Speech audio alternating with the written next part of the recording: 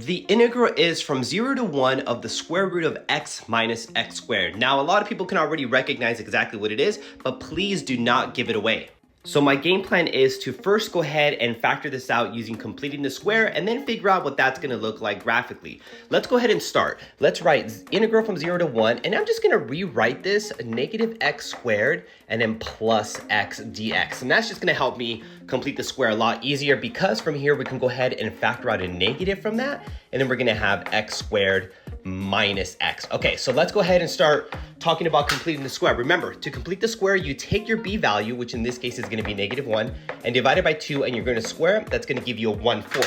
So that means that inside the square root, we're going to have negative, and then we have x squared minus x, and then we have this new plus 1/2 or 1/4 that we just introduced. The idea is that because we introduced a 1/4, we really didn't just introduce a positive 1/4, we really introduced a negative 1/4 because of that negative. So then we have to just make sure that we add a 1/4 there at the end. Let's go ahead and just talk about how this is gonna look like.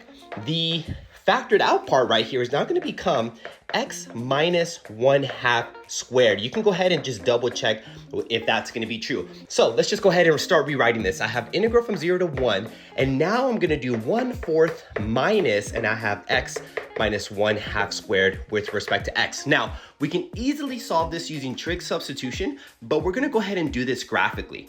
And the reason for that is because this function, I'm just gonna think of it as y, is y is equal to the root of 1/4 minus x minus 1/2 squared. Let's go ahead and square both sides, giving us y squared equals 1/4 minus x minus 1/2 squared. And let's just go ahead and move this to the other side so that we have x minus 1/2 squared plus y squared is equal to 1/4. Notice what we have here. We have the equation of a circle where the center is going to be 1/2 comma 0, and then the radius is just going to be the square root of this, so it's going to be 1/2.